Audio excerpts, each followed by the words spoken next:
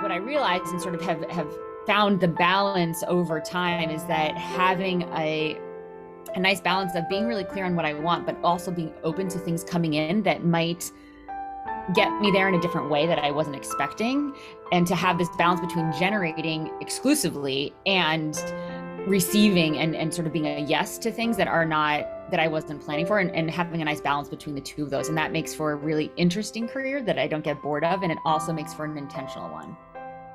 Welcome to the podcast today. Today our guest is Cheryl B. Engelhardt, a fellow Newage piano artist. But Cheryl, you have some exciting things that have been happening for you. You have a Grammy nomination that is coming up. That's not something that very many Newage people can say if they're piano players. So congratulations on that.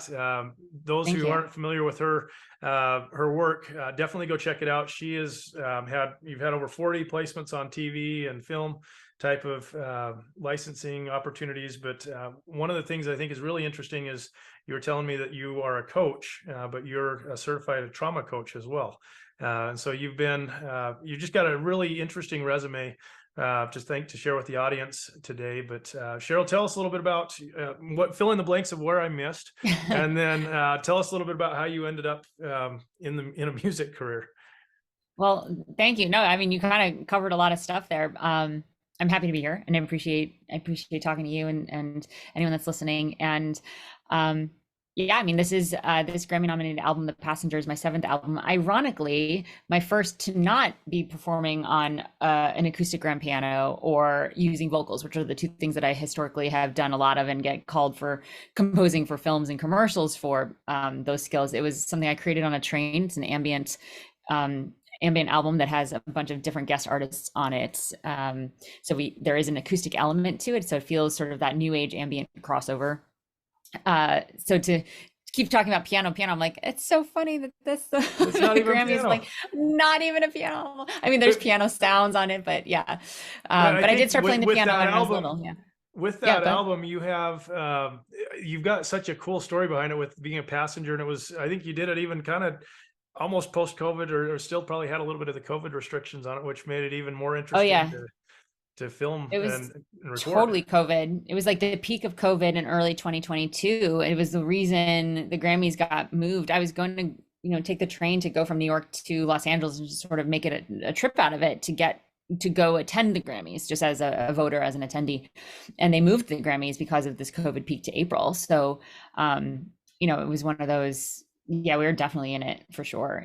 And I was glad I had my own room. So, everyone was masked and you would go eat but they had a lot of restrictions around the train experience, I think, because of COVID. But I didn't feel the impact of that really. Gotcha.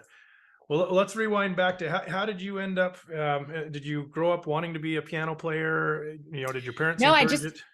Yeah, I grew up being a piano player. I started taking lessons when I was like 2 or 3 or something. And I loved being in choirs, but I didn't have pictures of rock stars or pianists or anything like that on my wall. I was like dolphins and whales. Like I was like marine biology, that's what I'm doing. And I went to Cornell and I was studying marine law actually, and a little bit of biology. I think my major was called biology and society, but I was taking all these electives for music and music technology, really, like film scoring and the tech behind, aligning music to picture and all of the stuff back then. And my advisor said, hey, if you take a couple more classes, you can actually double major. We didn't have minors then. It was just double major. That's it. And I was like, okay, let's do that. So I had this double major, graduated with this dual degree thing. And my first job out of college was scuba diving for the government, doing water quality research. And it was not, music was sort of that hobby thing until I got asked to leave the scuba diving thing and go to Rome, Italy for a month, like a year after I graduated, and help create some videos and write music for these videos for this really fancy hotel that they wanted for their website. And that was just like, I was like, if this is where music takes me, like, I mean, I know, science was taking me underwater is cool, but like, this is way cooler. So I came back to New York. I got a job as a messenger for a video editing house. And through that, I met companies I would deliver these digibeta tapes to in New York City. And I met a jingle house that did the music for these commercials. And I started working there after bugging them for about 11 months months. Every time I delivered anything, I said, hey, do you have a job open? And one thing led to another. I started doing my own music there, put a band together, did the New York City sort of, Bleecker Street shows, live shows, started touring, left the Jingle House to tour more, all the while dealing with my own anxiety and panic of being in the music industry. I was dating a mountain guide at the time who is now my husband. And so a lot of stuff just felt up in the air. And that's how I started creating new age music, because I couldn't find anything that really could enhance my meditation experience without either putting me to sleep or pulling me from it. Like classical music, the melodies, my ear would just go to that, and I wouldn't be doing what I needed to do in the moment, which is processing what was going on for me and not pushing it down. So I started creating music that would latch onto heart rates, and I brought in some of that biometric sort of dorky stuff from college, and one thing led to another. Now I'm, a bunch of albums in, like I said, 7 albums, or a couple pop records, and then a couple new age records, and here we are. But I'm curious, as you were diving into that music, has your family and other people been really supportive of that, or have they kind of given you the idea of like, you have this great job with the government, you're scuba diving, you're doing your dream, what are you doing? Yeah, I didn't get like so much resistance. My dad was an engineer who also played the upright bass. My mom was a teacher who also did art. And I think, in college, I do remember a conversation of me talking about my music classes. Inside of that credit, inside of the major, they were the same amount of credits, same amount. They counted towards my GPA as much as the science classes. But I do remember my mom saying, hey, okay, cool, tell us about the important classes. And I think there was this sort of, with no malintent, right? Like no malicious, like non-supportive, always been a lot of support. But I think that there was this cultural sort of, you don't do art for a career. Like that's silly. You stand on your own 2 feet, you get a good job, and that means someone else is paying you. I mean, and I've been freelance composer, working on projects, composing for social justice choirs, doing comedy things for fun, and not funny or die, collegehumor.com. I'd scored a bunch. So I'm always project based since I left the Jingle House in, I think it was like 2007. And I really defied a lot of that learning that I had to unlearn, that in order to stand on your own 2 feet and to make an income, you have to be working for someone else. Yeah.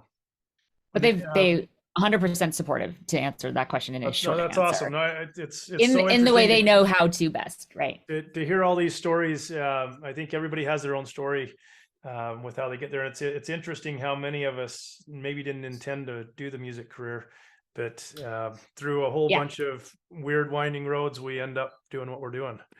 Yeah, totally.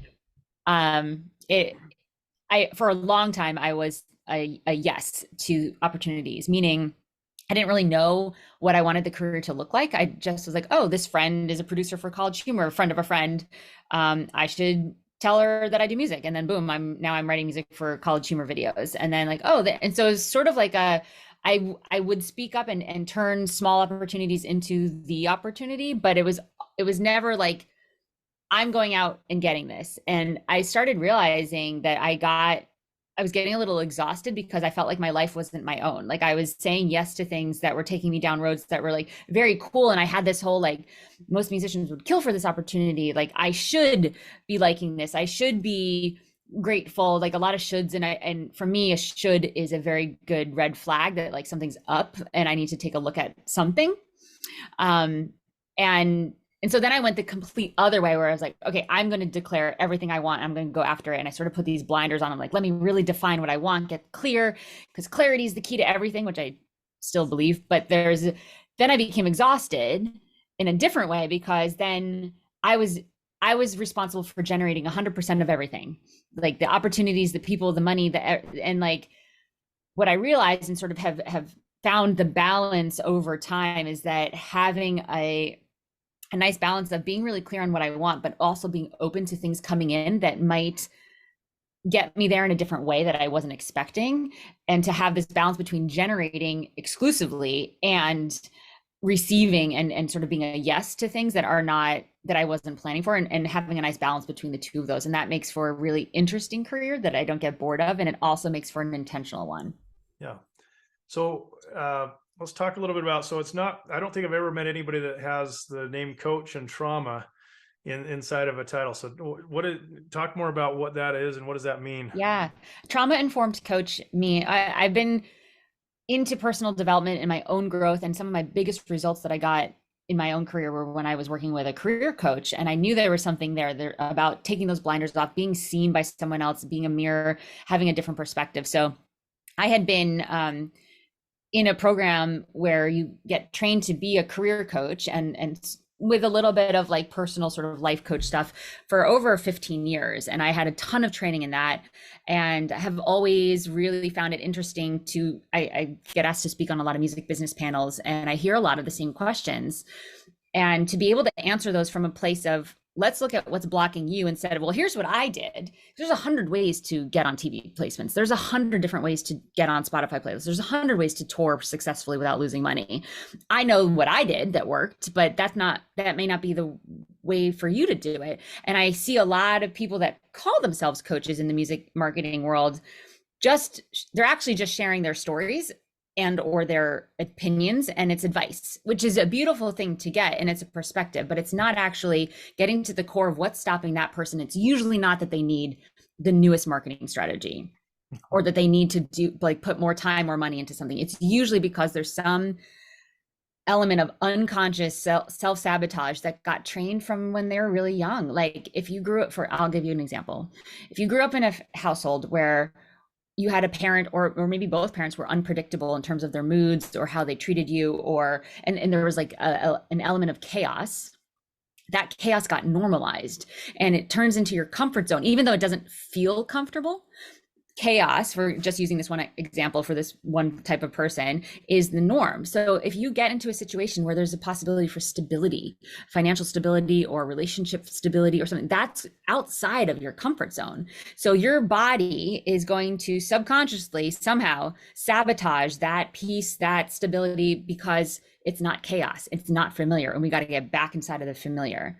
So imagine like growing up with, it's hard to make money, you can't make money as an artist, or whatever your flavor of some sort of learned embodied statement is, and then going out and trying to do the exact opposite. Anytime you ever get close to it, you're going to do something to get you out of that potential success that you've wanted. Of course you want, but it's all built in. And so that is, it may not be trauma, capital T, that we think of like in terms of an event, like a car crash or a divorce or assault or something. But there's some level of lowercase trauma that we've all experienced in some way that we get learned. And then if we are not conscious of it, we're just going to keep spinning our wheels. Yeah. So I really learned that a lot of musicians, all humans have something to uncover about and discover about themselves that is going to feed more into their success than any typical marketing strategy, which I also provide. I'm an email dork. I think email marketing is really important. I teach about that too. But really being able to connect to yourself is going to allow you to connect to your fans and therefore shift how you get results. I love what you're saying about the marketing. So I grew up as a marketing director at a bank for 12 years. And so I kind of came up, I was building the first websites at this bank back in 2001, when that was just barely becoming a thing. And I've loved marketing. That's been really as I look back on my career, I dropped out of the music program at the school on the second day, and I went over to the marketing department. It was the best decision I ever made.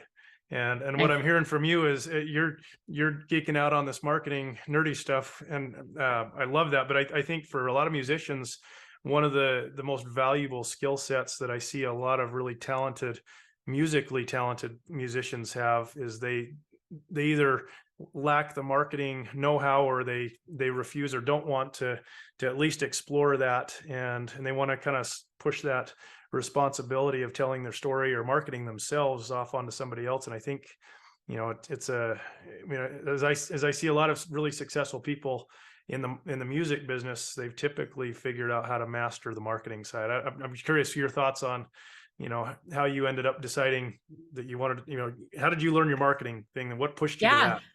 I mean, when I first started touring, like way back in like 2006, I knew that I wanted to stay in touch with anyone that I was at a show, whether I was in, Bern, Switzerland, or Utah. And so I was like, I guess I should get your email. This is when MySpace was just crashing, and I knew you couldn't depend on that. And so I just always had an email list, and I stayed in touch with them. I was super vulnerable, and I learned really early on that was valuable. I at one point I had around 1,000 emails, 1,000 fans on my list. And I did a crowdfunding campaign, and I was like, let's see if anyone wants to contribute. I'm going to make all these different levels from like $50 all the way to 2,000. I was like, you can come to the studio and sing with me. People bought that one, and I fan funded 2 albums with around definitely less than 2,000 fans for about $20,000 each. And I really got that cool, and I all through email. And I was like, all right, let's see what else that I don't know about. Like, I've been just running it the way I know. So I started going to like marketing conferences, like totally not music industry related at all. I'm like, let's go to the people that know how to do this. Cause I don't even think record labels and I don't think anyone in the music industry inherently knows how to do email correctly unless they've done Rock Your Email List, which is my course. And so I went to the people that were doing it right. And I got certified as an email marketing. Like, I dorked out on it. Y'all figured out I'm a dork. And then I was like, well, I can't not share this with other musicians. So I put a course together. I started talking more about it at music conferences, and kept getting training in how to really present this information in a way that's concise, because what musicians got time? They're like, people got 2-3 jobs. They're trying to get in the studio. They're trying to tour and like deal with families. And, so I'm like, how can I concisely present all of this and make a difference, and keep using myself as a guinea pig for all of the things that I think are working and trying out. I have a framework called the Musician Success Cycle that really gives yourself permission to focus on exactly where you are. Not, if you're in the studio, like, cool, don't think about pitching a promotion, and don't skip the step in the middle that's like setting up doing the admin. So we've got this beautiful cycle that I used for it's the basis of my whole, I have a mastermind called AMPLIFY. I've been running for about 7 years, and it gives people so much power to just own where they're at. And anyone comes on and they're like, I'm so overwhelmed. First question anyone in the group will ask will be like, well, what phase are you in of the musician success? And everyone's like, oh my God, I forgot. Yes, I'm not focusing. It's like, it's just this beautiful framework, and I use it. And I do think it's the reason that I've been able to declare with clarity and then take action inside of the goal of, yeah, let's go get a Grammy. And that's been present for me for you ask anyone on my email list, anyone in the Key of Success, which is my sort of coaching world, who's been around me for at least 5 days. Like, what does Cheryl want most? Anyone will tell you, oh, Grammy. Like, it's, my clarity is so clear that other people know how to show up for me. And I think that that's a big missing for a lot of musicians. Is like, if you want to tour and to do Spotify and to do licensing and to do this, like, amazing. Yes, you can. I am a big fan of doing all the things, but what's the most important thing right now? Like, what is the thing that's going to give you the biggest step up to help all the other things that you want to do? And if you can give yourself the gift of focusing on that one thing and the clarity of like, this is what I'm going after right now, then other people are going to know how to step up. If you don't know what you want, people are not going to know how to show up and help you. That's great. Great advice, man. We could end the interview right now, and I think you just dropped a value bomb right there. So you're talking about these coaching. So let's think back to what success for you maybe was 20 years ago. So you're saying like 2004, 5, 6, you were just starting to get into that music career. If you were to define success back then, and having that clarity maybe that you didn't have or did have, and then what do you define as a successful musician today for you? Yeah, I think back then, I mean, in my 20s, I was super clear that I wanted a Grammy. All my passwords were Grammy by 30, Grammy or bust. I'm definitely not 30 anymore. My best friend planted the seed on my birthday. My 23rd birthday was February 23rd, and it was the only time that the Grammys were on that date. So the Grammys were playing. I'm watching them with my friend February 23rd on my 23rd birthday. And she was like, and I was doing my very first album. I was still in the studio, and she was like, you could win a Grammy. Seed planted. And then, so at 30, I, didn't have a Grammy at 30. Wasn't even a member of the Recording Academy then. Like, I didn't even know how it worked, right? Like, I just kind of was like, wee. And then I started getting all these panic attacks about like, it's too late, blah, blah, blah. And what I didn't do was acknowledge all of the tours I had done, all the money I had made, all the licenses. So I really started to look at the small wins along the way and realize I'm on the path of someone who's creating something or aiming to create something of Grammy quality. And then the Grammy started to not matter as much, but it was still sort of this lighthouse, right? It was sort of guiding. Like, if I'm creating things and and getting it out there and having an impact, then I think it will lead that way. And that was still a goal. So it's not an end game for me, the Grammy. So I sort of shifted what success meant for me. And I think it turned into a little bit more of collaboration and partnering with people that I really respect and creating something really that's really allows for self-expression. Like mine, if it was a film score, like the storytellers, the directors, the script writer, like finding that creativity and self-expression through partnership. And those became like my 3 words: self-expression, partnership, creativity. So when those 3 things were present, I knew that I was on track.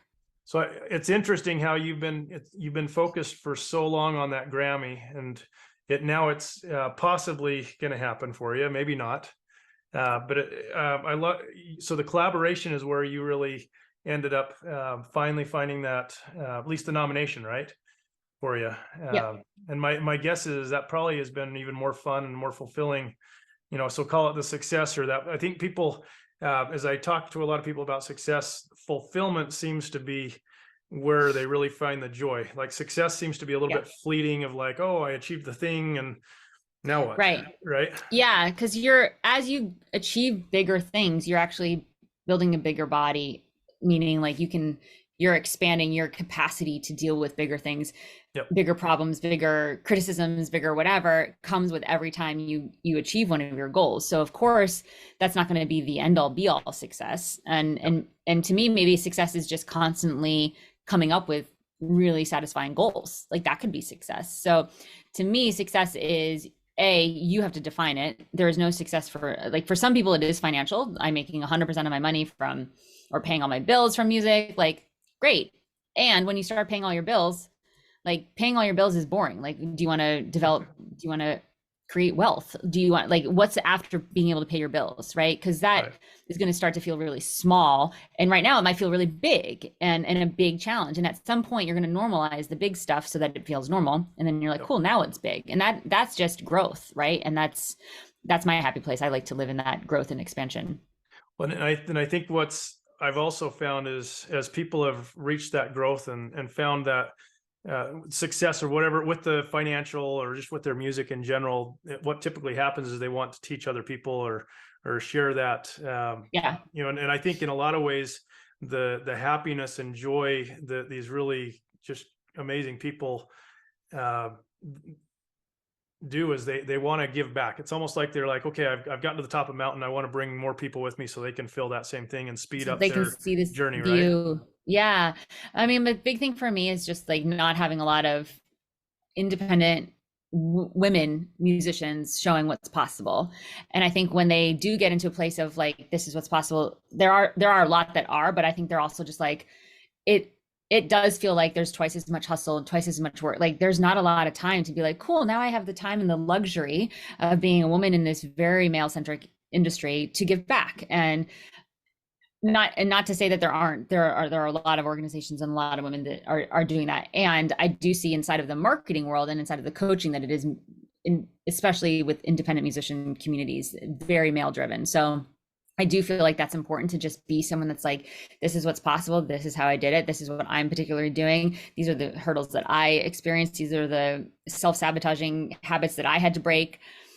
And, I would love for someone to declare that they want a Grammy and to not have it take them 20 years. Like I would love that. Yeah. So granted, like mine is coming and it will be 20 years, like almost to the day, right? If you want to talk about that February 23rd, 2003 was when I turned 20. That's so amazing. It's 2023 next year and the Grammys will be the 5th of February. And so, yeah, do I think that it has to be 20 years? No, there are people that have been working on it for 50 years and haven't gotten it, but that I don't think it's a function of time necessarily. So if you could rewind back the clock and give yourself some advice, what advice would you give yourself or that younger version of you, knowing? Well, at this moment, I would say don't change anything because it's all working out. But I might say be patient. Let's see. I think that just the commitment to growth is not a one-time thing. And I think I knew that inherently, but to just get permission to do that would be really nice. Like no one said like, yeah, it's okay to keep working on yourself and not feel like there's ever an end, and to really like that process, and encourage it.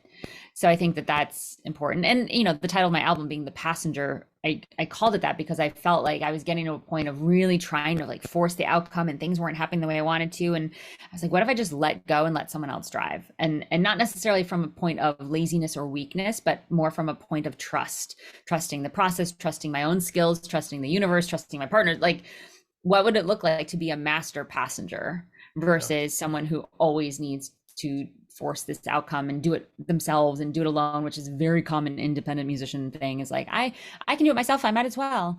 Yeah, I think a lot opens up when you can kind of lean back a little bit. Got it. Well, and I know we're about out of time, but I'm curious, as you look back on your career in music, or even prior to that, is there anybody that's like mentored you, or the best advice that you can think back and see, man, that was probably the best advice I've been given that's helped me in my career? There's a couple pieces. Like musically, Rob Mathis, who is the most famous person you'll never hear of. I think I read an article describing him, but he is, he does a lot of orchestrations for Sting and Bruce Springsteen, and like directs the Kennedy Center honors, and just, he's conductor and composer. But he was sort of local to me growing up in Connecticut, and always had this holiday concert, and he would get these famous musicians to play with him. I mean, a couple of years ago, I've been in this choir. He always had a choir of saints and friends, family and friends, and people volunteering to just sing in these choirs. And next year's the 30th anniversary of this concert, and I was thinking about it, and just how his music it's like jazz meets fusion meets pop meets orchestral, and it like the arrangements and the chords are just, they're so cool and a little weird. And I think that really played into musically, just having a career, but always standing true to he's like such a big heart to his family and things like that. So it was really such a joy to be able to tell him that, like, I mean, he's known that he's been a mentor. I've emailed him questions and like, how do you get out of a writer's block? And he gave me some really cool, like, I noticed that if I'm always starting the melody on the 5th, I'll start on the 3rd. And like, there's actual like musical pieces of advice, as well as just an example of like how to really have an extraordinary career with extraordinary people and not make it about you. Because he doesn't make it, it's always about someone else. So it was such a joy to be able to like tell him. I texted him that I got this Grammy nomination, and then I saw him at the concert. It was a couple of weeks ago. No, it was last Saturday. And, just have him be like, Grammy nominee, like he's got Grammy nominations all over the place, and what wins and Emmys and like all sorts of stuff. But it was really cool to see that come full circle. And I think in terms of just like business marketing, like some good advice I got from someone else was, don't be afraid to get on a plane. I think there's a lot of like, should I move to LA or Georgia, or like, where should I go? Should I be in, Georgia being Atlanta or New York? And it like doesn't really matter if you're willing to just do what it takes to get the relationships that you need. And that maybe that means getting on a plane, or a train in my case, then you should be good to go. Awesome. Well, I know we're out of time, but I wanted to say thank you so much for being willing to share with, hopefully a lot of people are going to hear this, and hopefully it'll inspire them. I love the idea of the passenger. I think it can apply to everybody's life, really, if you think about it. It's just, we're all on this ride, and no matter how much we think we're the driver and the conductor of that train, oftentimes there's things that'll happen that are way out of our control, and being okay to go along with that, but also being willing to get on the plane when we need to, and change it up if need be. Yeah. So, yeah, totally. Awesome. Well, thank you. I appreciate it. Thanks so much. I really hope things go well for the Grammys.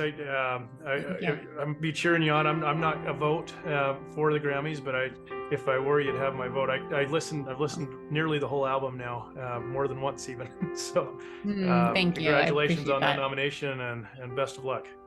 Thank you so much. I appreciate it.